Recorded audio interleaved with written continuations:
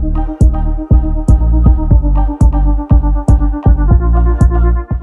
afternoon, everyone. Welcome to Lifestyle Business with Chris and Ann. And we have a great show today as we continue with Pivot Week, the greatest week of the year. First up, we've got Alex Flaschbart of Opportunity, Alabama, short form Opal, talking to us about the pivot that capital seekers must make now to continue funding for distressed communities. And then we're going to hear from Micah Baldwin, a longtime startup vet and the OG helper. Always look for the helpers. That's right. Talking to us about the way banking is changing for startups in a COVID-19 world. Man, we have talked a lot. I bet the number of you who have been talking about banking has shot up in the last month. It's become relevant, right? It's actually really is. Like all those years of mine. Never needed fintech, a banker before. In fintech, where small business was like, I don't want to do any of that. Now we're like, I got to be educated. I have to understand it, and I better have a banker. So new relevancy for bankers today, not to preview what we're hearing from. And not just because Micah has joined a bank. No. I mean, that's what, lucky for that bank. Yeah, very right? lucky. Well, we'll hear more. At the end of the day. Yeah. Banks, I've worked at a bank, start of my career, end of my career. Get it? Because now I don't work at a bank. That was definitely the death knell in your career.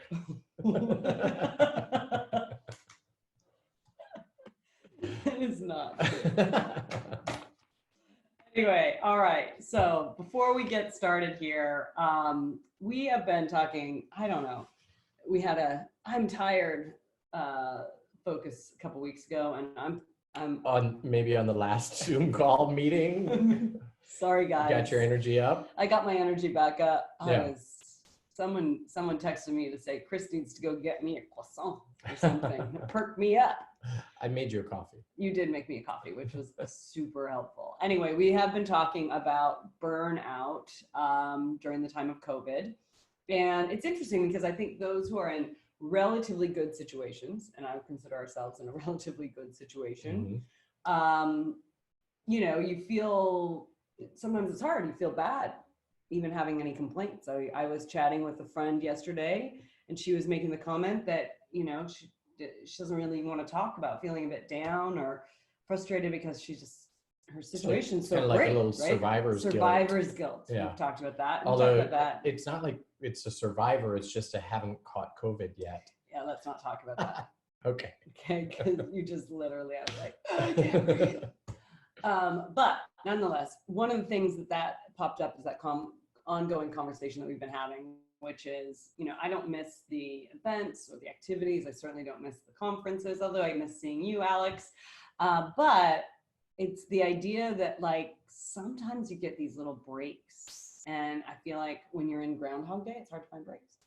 It is hard to find breaks. Even the business trips that would turn into long weekends, or Coachella, Jazz Fest, anything that just has been kind of Groundhog Day, just one week after the other, after the other, after the other. Yeah, I don't know about you guys, but we just finally realized, we looked at each other, we were like, if we don't actually carve out break time, then it all just sort of blends in together, and dang, I need a break. I feel like we talk about this every week. We either talking about an RV trip or a vacation or a break. We need one. Thematics. That's what the audience wants to hear. Anyway, so we have been talking a little bit about how it is very important it is just as discipline. People think of discipline as like they work hard, you work out, you eat well, you do all these things. Maybe nowadays you meditate, but it's really important from a discipline perspective. Discipline is actually also in giving yourself a break. Yeah. So I think it actually takes even more discipline. We were having this discussion yesterday, even more discipline to say, I'm stepping away from the desk early, or I'm going to go spend some time and play on the floor with our kid, or I'm going to step away from my computer. I mean, particularly in a work from home scenario, or a work where, you don't have meetings, you're not traveling places, but work will expand to fill your day, right? Yes. And especially if you're feeling stressed, because you feel like if I grind it out even more, then it's going to be better. Right. And if you can put a constraint around that, that's what we were kind of talking about, of okay, Friday, we're going to take the afternoon off or whatever it's going to be.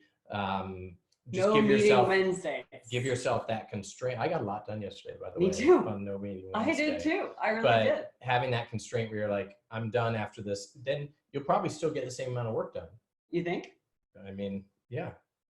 Let's try it. I do believe that. I do believe it. I also think that if you are grinding, and we're all grinders at the end of the day, right? We are in a marathon. This is not like a 2-week pandemic. You know, remember those 2-week pandemics we used to have? When we used to think it was going to be over and just done with by now. It's not going to be over real quick. No. So we got to gear up for the marathon by Easter. Yes, Ariel, by Easter. That's hilarious. So we got to gear up for the marathon. By the way, I don't know if you saw it, but you mentioned meditation. Mm-hmm. Did you see that Headspace, which is a meditation app, is just offered free use for anybody who's unemployed? Man, that's good. Which is good. And whether it's meditation or working out or whatever it is to recharge. Meditation is a super valuable tool. We're using apps now. Get on those apps and pay for them. Pay for them. There's a lot of people behind those apps, content creators that get their livelihood from us using them and from us being willing to pay for that content. Yeah. Right? Because they've got to employ folks. Those folks have to do things. They're all experts. It's a virtual world. And you're right, Tyler, meditation is very therapeutic. We've gotten, we got through a lot of things by doing some meditation. The previous phase of a lot of anxiety. Previous anxiety moments, which seem like a long time ago. A long time ago. Yeah. A long time ago. Sort of. But it is very therapeutic. But it is very therapeutic. So we encourage it. Check out Headspace. And for those of you who are unemployed, at least that's a positive. But I think mental health right now, I mean, you can't not open the paper or the app and not see that mental health is a top headline. Yep. The other big story. People are going back to work. Maybe. Are they going back to work? I think there's a lot of question marks now. Well, people are going back to work. The question is, where are they going back to work? And, we talked on Tuesday about Twitter making the decision that forever. Yeah. Yeah. I mean, I think the reality is that, look, of course, people, I mean, we hear it all the time, right? It's going to go back to, don't worry, everything's going to go back to normal. Nothing ever goes back. It always goes forward. It always goes forward, which may mean as we go forward, it's the same story. And certainly those of us with some confirmation bias want things to feel like they're the same. I think if you're have a large portfolio of commercial real estate that you own, you're very much desiring it to go back to normal, where folks are paying their leases and doing all those kind of things. But I think though, when we talk to people, and we're obviously talking to people, people are asking and have very common themes that they're thinking about. All right, so let's try something here. This is a theme. A lot of people are talking about this. There was an article in the New York Times this morning about what's going to happen with commercial real estate and offices, and are people going back? And I'm going to read you a couple quotes from it and see who you think is right here. Okay, short answer: no one is right. So Warren Buffett, everybody knows who Warren Buffett is. Closest to right. A lot of people, here's this quote, a lot of people have learned they can work from home. So what do they call them? The Oracle of Omaha has spoken. Small Planet, a software development company in Brooklyn. This is their CEO. They're pumped there in the New York Times, I can tell you that. The world is going to be very different when we come out of quarantine. Our habits and how we use office space will absolutely be different. It really took the lockdown, if you will, to accelerate those trends. That's right. And they accelerated like that. Okay. Last quote. Stephen Roth, the chairman of Vornado Realty Trust. I'm sensing some confirmation bias about to arrive here. We do not believe working from home will become a trend that will impair office demand and property values. The socialization and collaboration of the traditional office is the winning ticket. No. All right, and obviously we sit in between all of it as co-working space operators. So what's Sure, going but we to happen here? also, okay, Bernardo, Stephen. Good thought. If you're sitting on portfolio, especially if you're sitting on a portfolio of space in New York, good thoughts. But you know what actually CEOs are asking themselves? Maybe I don't need so much space. Even if I don't want my employees to work from home all the time, maybe I don't need to actually have all this office space. Maybe my team doesn't have to be there every day. Maybe they could just come in on Tuesdays and Thursdays. Why do I have 2 floors when I could just have everyone on one? I just cut 30% of my staff. Why am I not cutting 30% of my real estate bill? What does COVID friendly actually mean?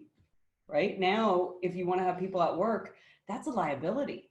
I mean, Twitter's not just doing it because they're like, people like working from home. They're like, it actually reduces our complexity because the workspace that we offer in a post-COVID world is going to have different things than the workspace of this current time, I think. Don't you think? Yeah. I mean, and if you're going to actually require everybody to come back in the office, it probably means you need more real estate because you have to space people out. Yes, that is true, which is, by the way, that's the confirmation bias that we hear from commercial real estate guys, which is, oh, no, you need more space. But I think the reality is that people are now saying, wait, we need more flexibility. And I think the reality is that if you think about it, thank you, WeWork. I often say that. Mm-hmm.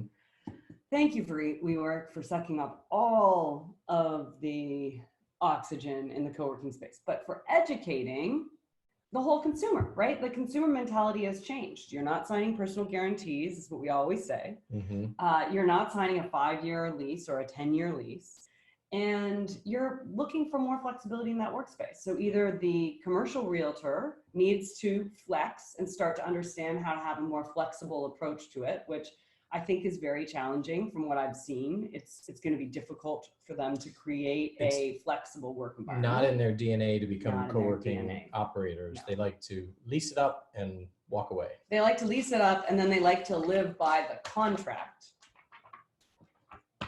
Piece of paper that you signed. And then all of a sudden you find out there's all this legalese that then you're on the hook for. And they like that because then it just solves for it. And it's good. You should have especially if you've signed a personally guaranteed lease and your home and family is dependent on it. Don't ever do that. Don't do that. That's our tip for the day, as usual. Anyway, the other thing that we're hearing is they're like, why? I have this extra space. Scott was saying it the other day. Why don't I turn it into a co-working space? Mm-hmm. All right. So we're going to wrap up on that topic, which is we're going to give you guys a little bit of a secret. People think that co-working spaces are big open spaces. In fact, the space that we work out of, we work in our own office, but most of the space is actually open space, which makes it really difficult in a post-COVID world to be able to rent that space. But what we've realized is that when you are Google, you want open concept. Open concept works really great for a consistent team where you want collaboration between people, where you want the CEO and the executive team to sort of be enmeshed with the employees. Yeah. But in reality, when you have 100 companies in the space, those companies don't want to be hearing our conversations, our daily stand-ups.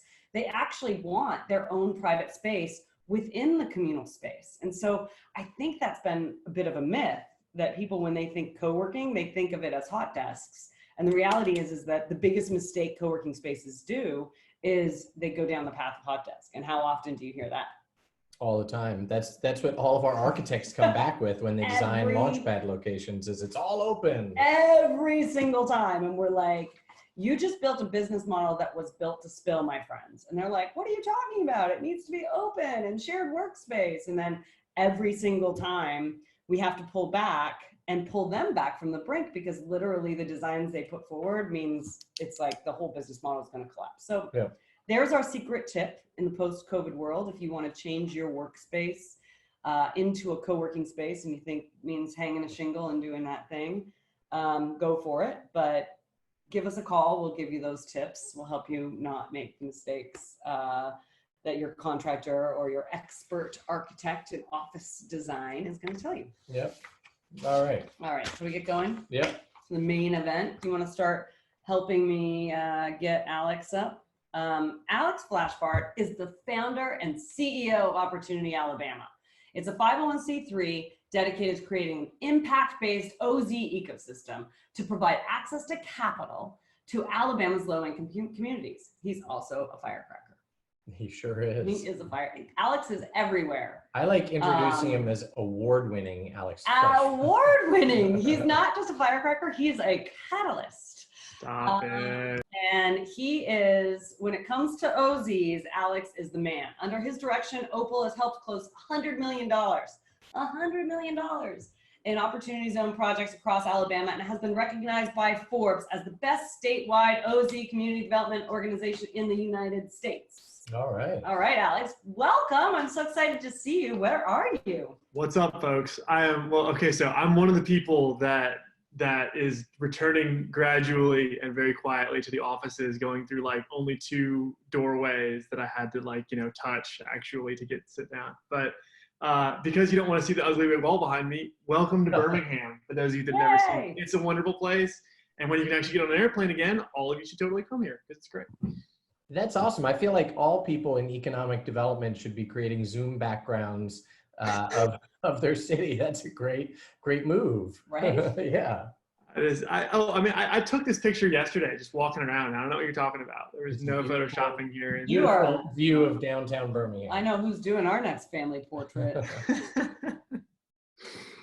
All right, Alex. So before we jump in, one of the things that we've been talking about this week is a little bit about Pivot Week.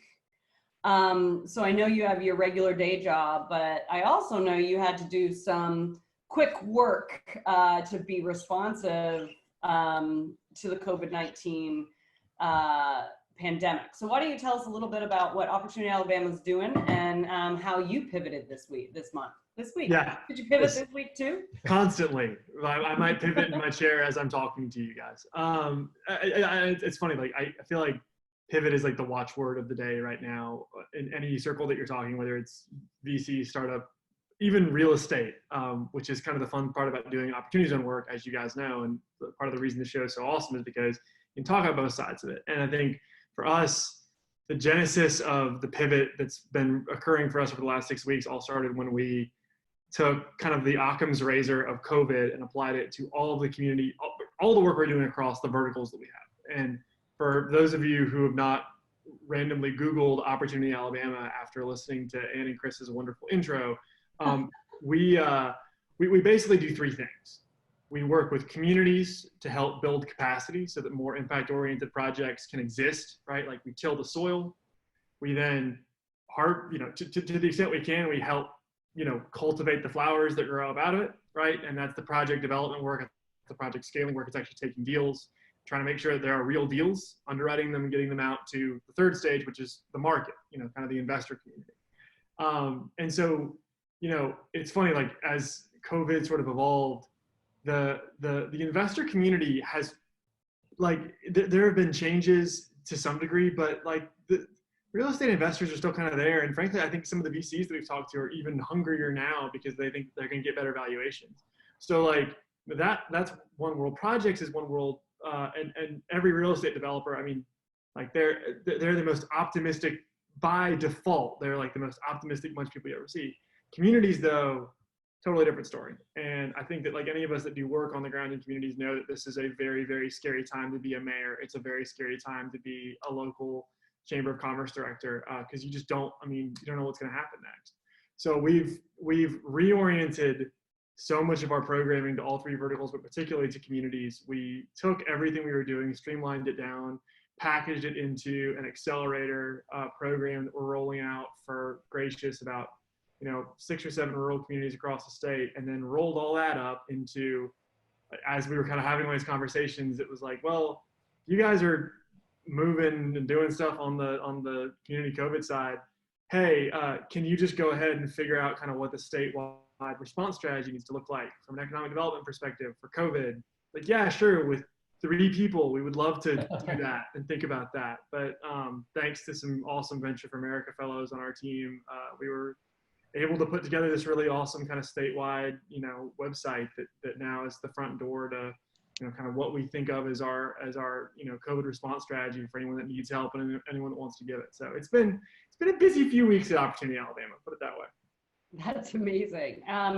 Do you see yourself going back to your day job anytime soon, or what's sort of changing as you think about the future of Opportunity Zones? It's interesting because I feel like OZs are, and always sort of were, a really good excuse to have a conversation that we should have been having for a long time anyway about what investing in disinvested communities looks like. So if my day job was from the start how we could cultivate an ecosystem for investing in disinvested communities, then man, I don't think there's been a better since 2008, and frankly maybe even including 2008, there's never been a better time to be doing work of trying to figure out how to facilitate investing in disinvested communities, right?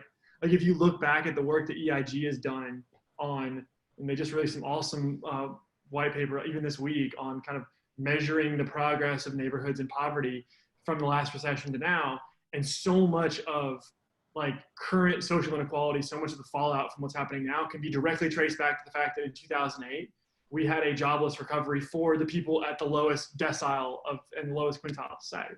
And unless we're actively thinking about that every single day from now until the time that we have a full recovery, then I don't know what we're doing, right? So yeah, if that's my day job, with it all day long. And I think that for any of us that are in the OZ space, integrating fully COVID into that strategy, it's the most important thing we can think about right now. So. I agree. And it's interesting. We had Ann Rogan from Stockton on a couple weeks ago, and she was talking about sort of some of the California initiatives and the discussion on what do we do about opportunity zones with respect to COVID? But she's like, well, if you're not thinking about COVID in your opportunity zone strategy, you don't have a strategy, because we've just had this explosion of vulnerable communities that previously weren't even vulnerable in the context of opportunity zones, right? And so I think it's a really fascinating subject, and I hope that it's the opportunity for all of us in the leading side, on the impact side, to kind of push that conversation forward, which I think is really critical. How do you see that happening on the ground there in Birmingham and the rest of Alabama? So a couple thoughts. One, I think it comes back to this kind of ecosystem concept, right? And that I think that the beauty of opportunity zones was that it created an excuse, like we said earlier, to have this conversation between people that aren't normally at the same table. Mm-hmm. And so I think that you can see kind of in the threads of Altogether, which is this website that we launched, and increasingly it's becoming a coalition of people that we've been talking to because of the OZ work we've been doing, both nationally and locally, right? And that's what's been so interesting is a lot of these corporate foundations here in Birmingham, corporate foundations across the state, random individual investors, small businesses, chambers and local associations that do economic development. All these people didn't necessarily talk to each other before, but because we were kind of a lightning rod a little bit for having those folks talk to each other now, I mean, in COVID time, those are the same people that you need on your team if you're going to do a coordinated response strategy. So I think, on the ground, the way we're seeing it play out, it's that I think there's a much higher degree of collaboration now than there would have been absent OZs and absent the field building work that we're seeing. And I think what that's going to result in is down the road, I see a very interesting capital raise strategy that might or might not have anything to do with opportunity zones, and in terms of a legal vehicle for making the investments that comes out of all this and helps to fuel a recovery, which could be great. Alex, the thing about opportunity zones, for those of us who've sort of been spending the last year and a half on them, has been, I think we've been talking about sort of kind of big ticket projects, like any sort of, tax incentive or legislation, there's a certain ticket size that makes it make sense. So whether it's real estate or operating businesses, I think there's, people who live in opportunity zones, who are in these communities that have felt like it's happening to them, but not necessarily with them or for them. Now, I don't think that's the intent. We're obviously, I think the intentionality of what the community has been doing has been very good, but it feels like right now, with the most direct impact of COVID is on Main Street businesses, right? And it's worthwhile for all of us and the economy as a whole to keep Main Street businesses alive. So there's a lot of dry cleaners and restaurants and corner stores and whatever that is, small businesses that exist in opportunity zones and exist across the country that are kind of hanging on by a thread. And we got the PPP and the CARES Act to them, but I feel like the opportunity zone community is well positioned to sort of be not necessarily the cavalry, but will be the conduit maybe that helps disseminate some aid and support and a lifeline of sorts. Nobody can do this alone, but any ideas or any conversations you've been having, on getting, support to these small businesses that desperately need it right now? So it's such an interesting question, because I think it gets at both one of the flaws and one of the beauties of OZs, right? So we'll start with flaw. And that is, just because of the way that the vehicle is structured, because the timing requirements, all the stuff that those of us that have been living in this every day know, and those that have it probably don't, OZs are not a great vehicle for raising a fund to go save a whole bunch of small businesses. It's just not. But, back to the beauty side, it is a really good way to go have a conversation with literally every person who would want to be in a fund that was stood up to do that, right? And so I think that's where, to your point about funnels, I think that, it's the Ann Rogans, it's the Opportunity Virginia, it's the, Ed Smith over in Atlanta. I mean, the people that are kind of on the ground doing the sort of deal, whatever the deal making, network facilitation. I think that a lot of them have been deputized similar to us, into this role of just connector. Yeah. And then specifically to your question of how, all right, so what is the cavalry? If it's not actual capital gains via an opportunity fund, what is the cavalry? Because I think we all need to know what that is. Yeah. And I think it's, it's interesting because in a lot of places it's CDFIs, right? I think we've seen CDFIs do some absolutely incredible work of getting money out the door. And in places that have CDFIs, that's awesome. But guess what? Not everywhere has that. And I think that's been part of my frustration about some of the national dialogues. It's okay, well, let's just empower one or two of these kind of federally created conduits to just get money out the door. And in Alabama, we have one CDFI that is headquartered here that has true statewide reach, and they're in kind of the southeast corner of the state, and they're a bank. We've got others that have come in. Hope Credit Union's an incredible group. Pathways is great, but they're out of Jackson and Memphis or Nashville respectively. They don't it's just, so we don't have this deep rooted infrastructure to get money out the door quickly to small businesses. And to be totally honest, man, Birmingham has built that infrastructure almost overnight because they had an OZ ecosystem in place, because Josh Carpenter at the mayor's office is consistently working with other folks in the Birmingham ecosystem on pulling together, immediate response strategy. And so they were one of the first cities in the US to stand up a crisis response fund. They were one of the first cities in the US to deploy it. They're already refilling it, right? But rural Alabama, no, there right now there isn't cavalry, and we have to fix that. And I'm working hard on the answer, but I don't have it yet. Yeah. It's interesting because I think there's a lot of parallels there. We talk about, our common themes when we talk about ecosystem activation and collaboration is that there's oftentimes competition within the ecosystem, which is kind of crazy because we all have the same broader goal. And usually those goals are super complementary, but we're also sort of fighting for the same oxygen, right? Yep. And so what you're highlighting is that because it's a crisis, and this was what you would talk about after Katrina, because it was a crisis, it gave everybody sort of the ability to shed their control elements and start to, collaborate. It's sort of similar to pivot used to be an ugly word and really hard for a startup to do a pivot. because it meant that you were criticizing the work of the past to change for the future. Now pivot is a really positive term because you're like, hey, this has nothing, no one's fault. Literally, it's a pandemic.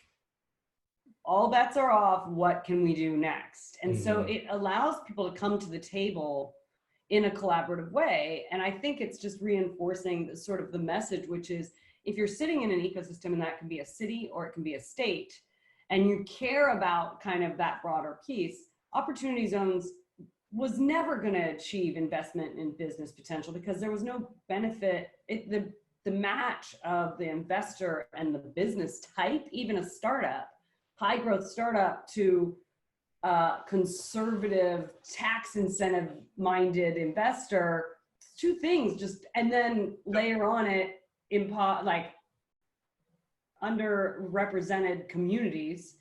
The three things, they don't ever meet in the Venn diagram, right? Like it was built to spill. But what it absolutely did was it shone this amazing light.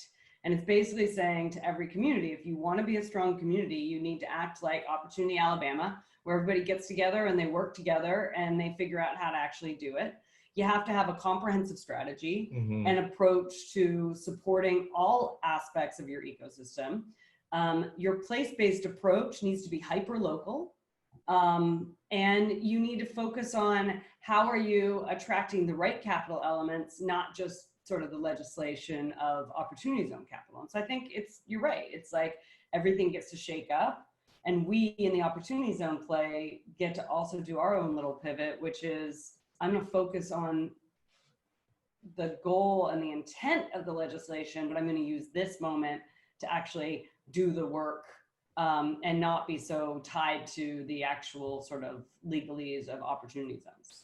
And like hearing you say all that, I feel like one of the through themes from this whole COVID economics conversation has been the relocalization of supply chain, the relocalization of, and the reality of like, it's showing how interconnected, like when you have the absence of connectivity, it shows you how interconnected the world really is.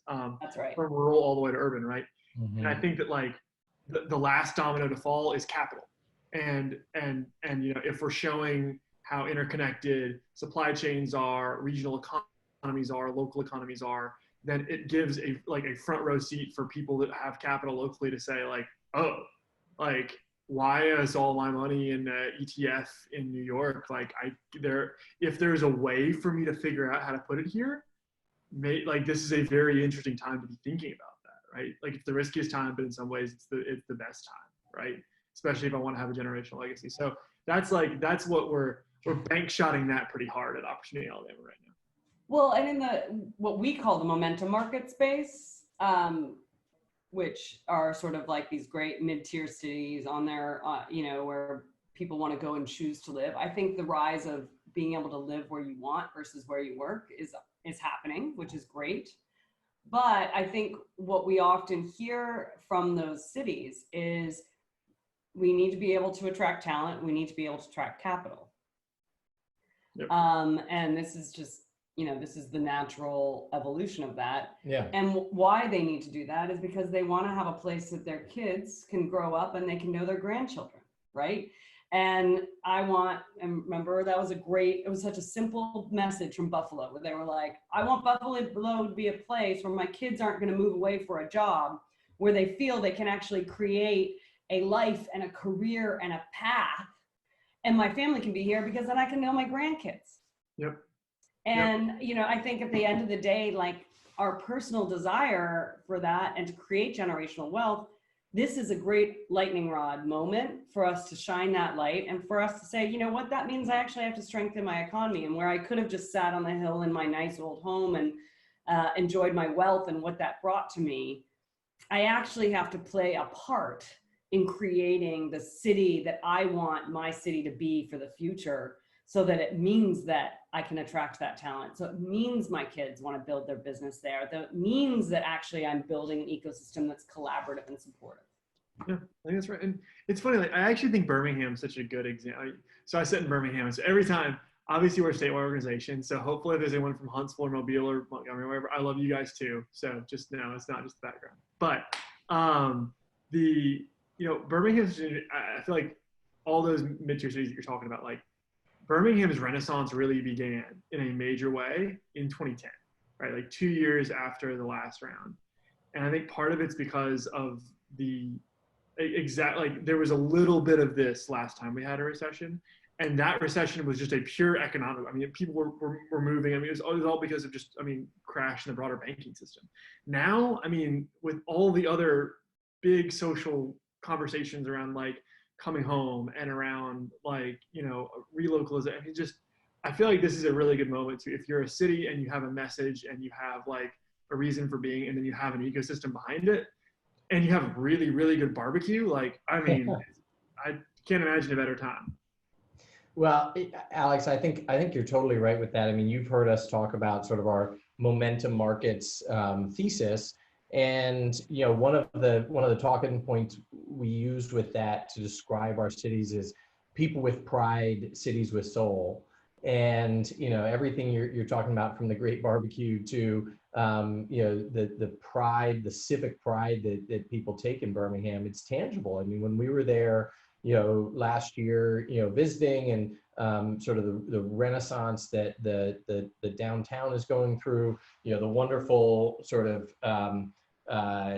park that has created this public open space, which is obviously very needed right now. It's right behind you, but it is actually incredibly architectural. It's like like the High Line in New York. It's a beautiful space. And sort of the re-urbanization of a downtown area, the civil rights district, all of those things. Like when we talk about momentum, we mean it. Like we're not necessarily cities that are dead and gone, and I hope there's not many of them. They're it's not just for Launchpad, it's they're attracting their own talent home. You actually need, as people we talked earlier on the show, they also who got work Alex. they attracted. He's now officially an Alabamian. Yeah, that is true. Yes. Right. People have my green card now. That's great. I think super well poised for what comes next year. There's all of those incredible building blocks are there. Thanks in large part to you, but the whole kind of Birmingham community. It's amazing. Yeah, no. To be completely clear, that we are like the absolute smallest part of like the broader what is happening in Birmingham, and like I take pride in that actually, because truly you would not have any, the last 10 years of Birmingham are, I think, the story of how you can have multiple civic organizations working together with true corporate anchors. People like, you wouldn't necessarily expect the state's largest utility to be the first group in Alabama, and frankly, one of the first in the Southeast, to be doing program and mission related investments out of its foundation to create a more equitable downtown. Like, it's just, you don't expect that, but like, you get that when you have really creative young people who are running programming at a lot of these big institutions around town. And yeah, it's the reverse brain drain, right? And right.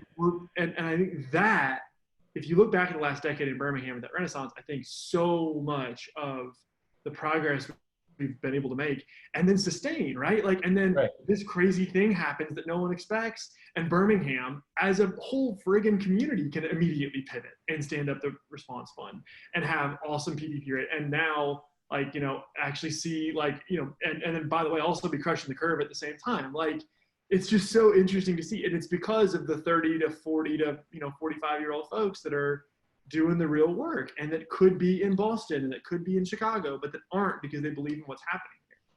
And not to mention, there are success stories that are happening, and like, real, like Shipped and their growth and, and Exit, and obviously, their incredible relevancy during the time like this. There's, those are sort of the stories that you want to look to. Okay, there's something going on. It's that's what attracts people back and new talent, and creates growth. So we have a ton of questions from the audience, and we need to switch gears to invite Miha, but I'm going to ask one question, which is sort of a help the helpers question, Alex, which is if you were giving advice to other cities, and it doesn't have to be what you've done in Birmingham, but how would you think, what sort of things would you prioritize to make them an attractive place for young talent that wants to kind of go somewhere that matches both lifestyle with opportunity?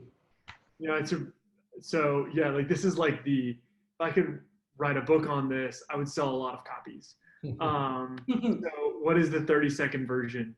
I would say, there's the tangible stuff and there's the intangible stuff. And I think like, if you're going to, you gotta have corporate institutional buy-in, and then you gotta have creativity at those institutions to want to engage, right? Like Venture for America actually is a great part of our institutional backbone, but the reason we have Venture for America and it's so strong here is because our corporate our corporate partners made that happen.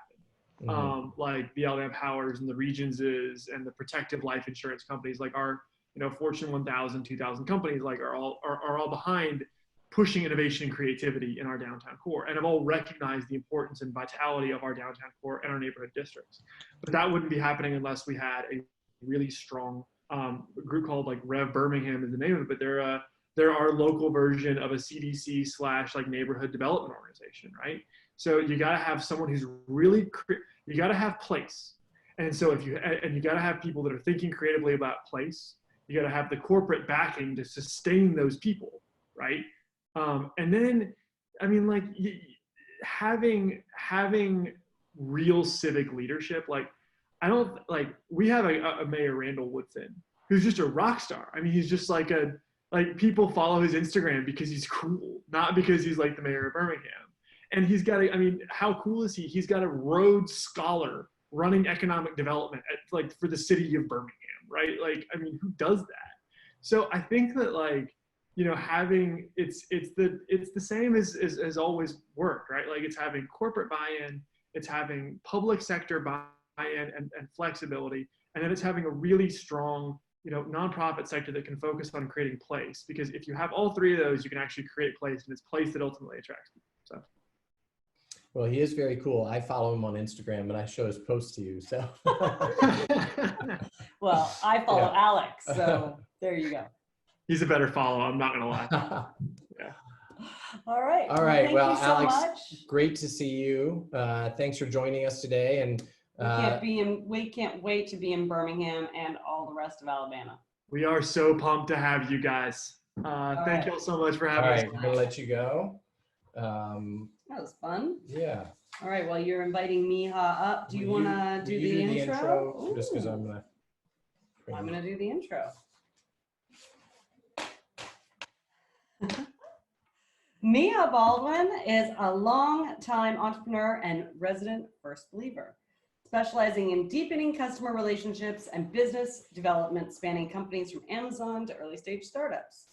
He's nurtured the growth of several startup ecosystems by leading strategic planning and engagement with a focus on cultivating strong partner relations and customer success to create intuitive business solutions and products. Hi. Hello. How are you guys?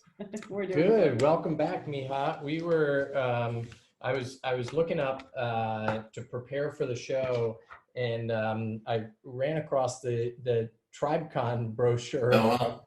2000. Can you believe this was 2009 when you came down to New Orleans and came to that conference? Yeah, I remember it fondly. My presentation on failure died halfway through, and I had to do a conversation on failure while my presentation was failing. It was awesome. I know, we might have to, maybe we'll pivot this conversation halfway through. We can really talk about that. Yeah. How are you guys? We're doing well. We're holding up, and everybody's healthy. So we're hanging in there. Good. It's awesome to hear. Yeah. Where are you? I am in Seattle, Washington. Nice. We're having Seattle weather here. It's pouring rain and freezing.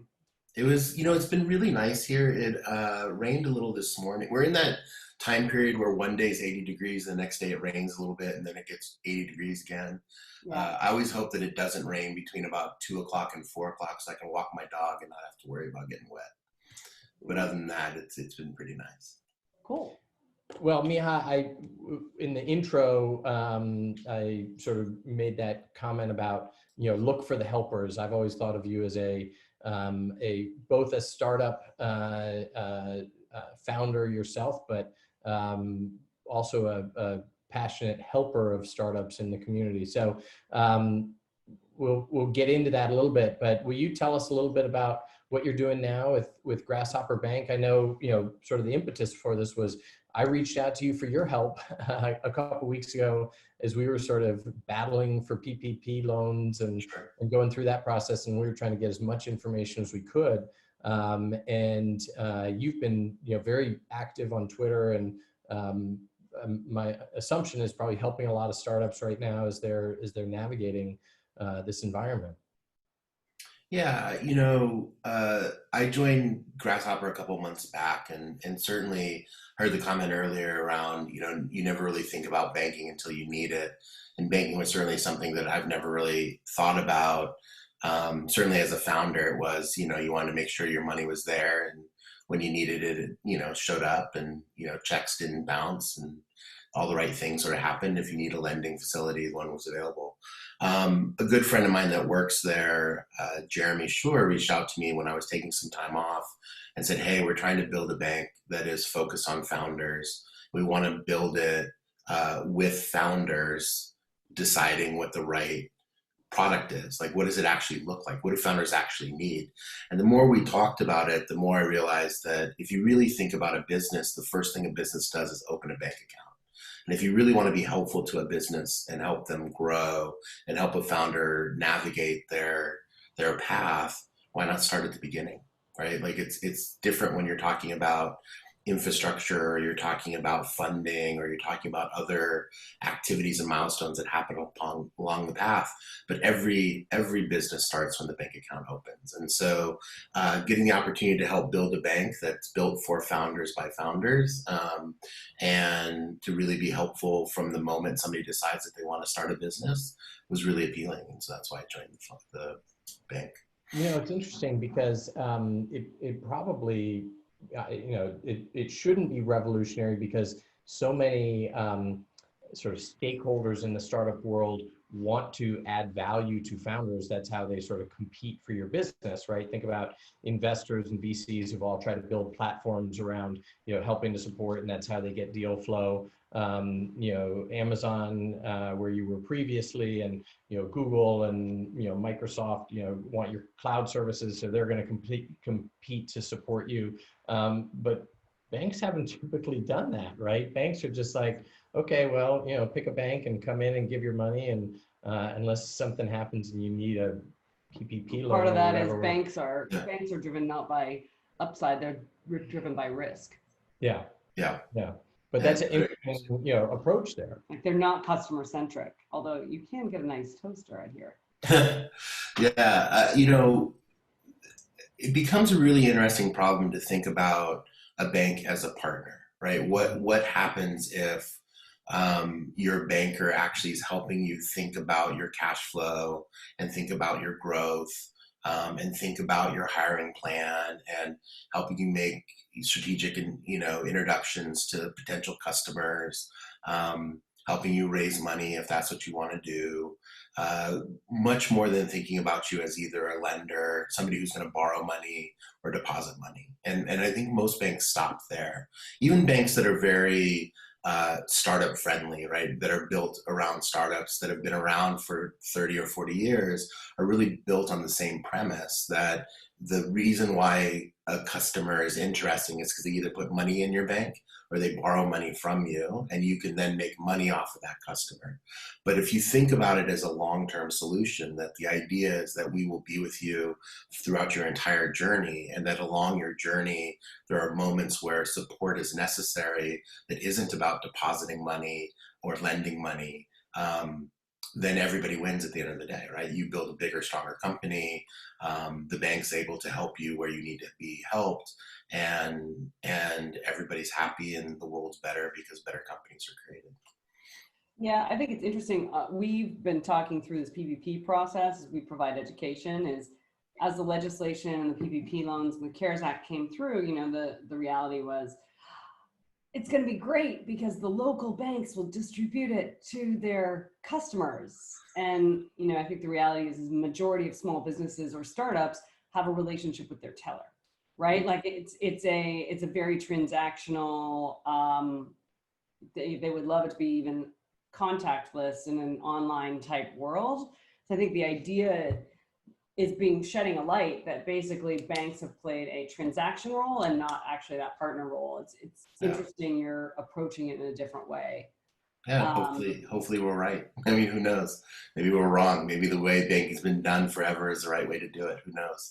But we're hopeful that being a partner and being somebody that actually cares about your future is more important than an ATM. Yeah, at the end of the day, it's what your goal is, right? So is your goal to make a couple dollars on the ATM transaction, or is your goal to actually build a long-term relationship with a customer? And I feel like that's coming through, which is, let's actually think in totality about the life of this customer. We can build strong businesses through that. We can have an outsized impact on the economy if we do that. And yes, one way we do it is by making it possible for us to take your money and hold that in our reserves. Right. We actually, funny story, we had to open a bank account in town because some of our customers have paid us by check. So we've been literally the Chase in town, which was who we bank with, is not open during COVID. And we cannot find a branch without having to go to San Francisco. And so we basically have been driving around with like a FedEx box of paper checks in our car, which is super safe, obviously. No. And we can't cash them. So we finally went to the local bank, opened it up, went through the process, had to go in, do the signature, and that's where, look like masks. Wearing masks into a bank has typically been very, very revolting. God, that joke's been told a lot. Yeah. But the best part is that he's like, what's the best way to reach you? And Chris, of course, is like, email. And I got 2 calls from him, and the calls were, could you confirm that what your website is? Because we're having to go through this extra check. And like, both of us are kind of like, the thing at the end of the email address. Did you just not Google Launchpad and find the website? And so it's very interesting. It's like the world of banking is obviously not evolved. It's not changing. And that traditional approach is it's a throwback. Yeah, and we're a fully digital bank, by the way. So you would have been able to take photos of those checks and deposit them.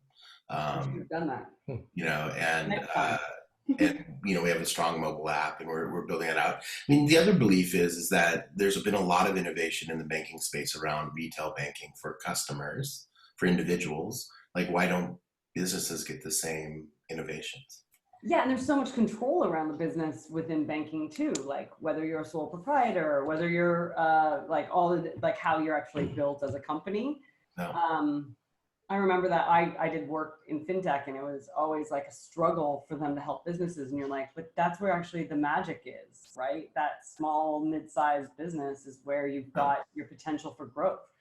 I mean, when Stripe started, it was a very small company. It didn't have any money. Who wouldn't have wanted to bank them when they were little guys? Sure, exactly. Mia, let's talk about sort of the your visibility into the startup world right now, and companies you're talking to or aware of. What's your guidance if you're running a startup right now in the context of COVID? How are companies sort of facing and working through this in your experience right now? Yeah, COVID, it's been interesting because every company is affected slightly differently. right? Like there are broad-based conversations around remote work and how does that affect the business, and there's a lot that's been written about that, more than I could certainly say in a couple minutes. But generally, the difficulty there is how do you keep that team feeling going, and create culture and community when everybody's working from home? How do you make sure that people keep their mental health and physical health up when they don't have an opportunity to walk between meetings or take 5 minutes to take a break before they get to their next meeting? They're just Zoom after Zoom after Zoom. Some people are doing really well. There are companies that have seen massive growth because of COVID. Companies in food delivery, as an example, or there's a company in Portland called Milk Run that delivers from farmers directly to consumers, and all the farmers sort of lost their restaurant gigs and getting to grocery stores, and so for them it's this great boon. And on the other end, consumers want fresh, farm fresh foods delivered directly. Other companies have seen their business completely dry up. The things in the travel industry, hospitality, and others, where all of a sudden one day they had a great business and the next day they disappeared. And so really it's a hard question to answer because for every company it's different based upon what's going on. I think the fundamentals don't change. As a business, you fundamentally need to run your business in the same way, which is you put your customer first, you build a customer-centric mentality, you find value, you clearly articulate it, and you move towards that value as quickly as you can. As a startup, a tech startup, if you are thinking about things like fundraising, the world's changed a little bit, and it's changed for a couple reasons. VCs are not as comfortable doing video pitches, and I've heard of VCs that will say, I'm not comfortable doing $2 million investments over video, but I'll do $1 million. I've heard VCs talk about that having to deal with home life just makes it less time for them to be able to take on new pitches. And so there's a new reality on how people are dealing with remote pitching, but the fundamentals there are still the same, right? Have a business that is doing well and you can articulate how you can use that money to get you to the next milestone. Investments are occurring. I think for businesses that are thinking outside of the VC route or looking for alternative ways to raise money, whether it's a revenue investment or whether it's loans or other things, the opportunities are there. Some banks are being aggressive in terms of lending. Some banks are less so because they have their own portfolios to manage. There are funds like Indie VC and others that are focused in alternative fundraising, sort of anti-VC style, that are out there. If you're thinking about profitability, great time to focus on profitability and getting yourself to that point, right? To the point where you don't need anyone else to grow. I think one of the things that startups think about when they think about profitability is they often tie profitability to growth. We have to grow into profitability, but sometimes you can manage costs into profitability. Like taking a step backwards to take 2 steps forwards isn't a bad thing as well as a business. Like there may just be, your business is bigger than it needs to be today because you had thought about, the opportunity differently than it is now. Yeah. The other thing that I ask a lot of startups to really think about and founders to really think about is this is a moment in time. Things will be different post, but they may not be that different. Like what happens when everybody gets to leave their homes and get out of shelter in place, right? We're seeing in areas where shelter in place is being lifted, people are going back to their stores and their bars and restaurants and other things. I think Foursquare put something out that said in Georgia, they were seeing 80% of the foot traffic that they had seen pre-COVID, they're seeing post-open. So the opportunities are coming back. So I often suggest thinking about how am I operating today? How am I going to operate tomorrow? And how does that world look in the future? And then rather than be fully defensive and try to think about shoring costs and weathering a storm, is how can I be offensive? How can I actually take advantage of what's happening and changing in the space? And that may mean making a major pivot to the business. and doing something completely different. It may mean layoffs and other things that are really difficult and hard for founders to manage. But if you're thoughtful about directionally where you want to go, there's no reason why you can't get there, even if the path looks a little bit different than it did, 2 months ago. Mm-hmm, mm-hmm. Yeah. And that, sort of the final thought there that you, that the opportunity to pivot, it may or may not have, sort of reflected something you may have gotten there anyway, or you may have understood about, a lot of startups, it's just running experiments, right? And you're just constantly experimenting. So, that may have been a failure, but you're getting there sooner. And, in the time of COVID, you can try anything, right? You can make changes, and you're not going to be judged for it. You need to be Start a TV show. You need to be resilient. You need to find a way through. But if you're going to pivot, pivot now. Don't wait for times to come back and then realize your business wasn't working and then pivot, right? Just and if honest conversation with yourself is important. Yeah, and if I could add one thing is, you're not alone. Everybody's going through something here that is a difficult situation. So don't do it silently, and don't do it solo. Have conversations with friends and family and peers to help you get in the direction you need to go.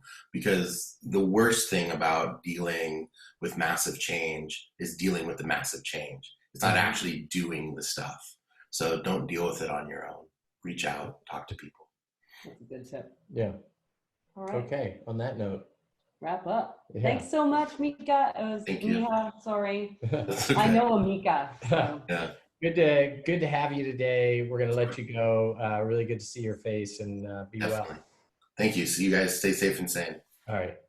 All right. Okay. Big show today. Yeah. You want to do the wrap up? Well, thank you so much to Alex and Miha. Both of them had great messages of the time is now to pivot and just look deep, take the opportunity, and more than ever, use your community to help you think about the next steps and how to do it. I know. I thought that was interesting what Miha left on, which was talk to people. I mean, I think in some ways that's kind of what we're doing here. We open the show with some of the stress and anxiety that we're feeling, and a big part of that stems from missing all of you, and when we would normally be able to be with a lot of members of our community in person. We started Launchpad TV here and fired this up, and it's really nice to get to be with our guests, and we're really grateful for everybody who's watching and tuning in right now. So on that note, we will be back next Tuesday. We're back next week. Hope everybody has a good end of the week and weekend, and get some much needed rest and recharge. Maybe I'm gonna have some R&R. Harper got a sticker book in the mail today. Play hooky on Friday afternoon. I might be playing hooky on Friday afternoon and doing some 100 first words sticker booking. Yeah. All right. Take care of yourself, folks, and we'll see you soon. So long.